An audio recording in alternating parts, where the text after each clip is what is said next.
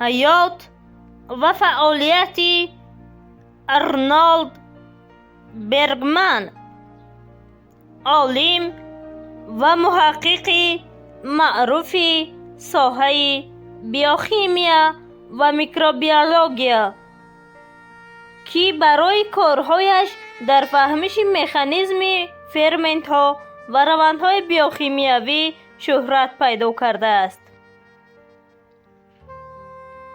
وی در ابتدای عصر 20 به علم شروع کرد و با تحقیق خود در ساحه فرمنتولوژی و فعالیت میکروب ها سهمی نظررس گذاشت. تحقیقات های برگمن برای پیشبرد صنعت بیوتکنولوژی و طب اهمیت کلان داشتند.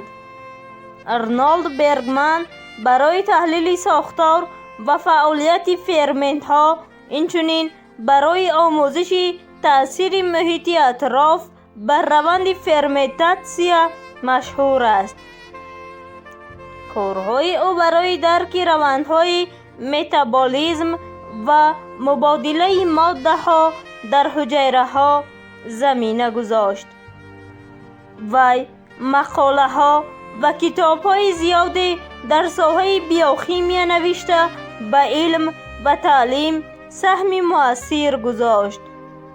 به خاطر کارهای علمی خود برگمن در چندین کنگرس و کنفرانسیه های بین المللی شرکت ورزید و با عالمان جهان همکاری کرد. آرنولد برگمن همچون یکی از عالمان پیشرفته بیوشیمی شناخته شده است و میراث علمی او تا حال در آموزش و تحقیقات بیولوژی و طب استفاده می شود. معلومات مفصل درباره ادامه فعالیت آرنولد برگمن خیلی محدود است، زیرا نامش در منبع‌های عمومی کم ذکر شده است. ولی بر اساس معلومات عمومی، پس از آغازیابی فعالیت علمی، آرنولد برگمن بیشتر در ساحه بیوشیمیا و فرمنتولوژی کار کرد. وی تحقیقات خود را به فهمش مکانیزم های کارکرد فرمنت ها و تأثیر آنها بر روندهای حیاتی روانه ساخت.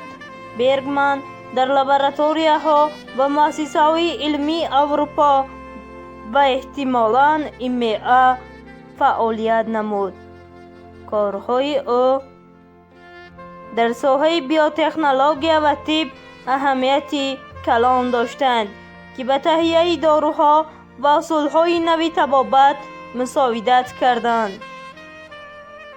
همچنین او به تعلیم و تربیت نسل نورس دقت زیاد داد و در کنفرانسیه های علمی اشتراک ورزید.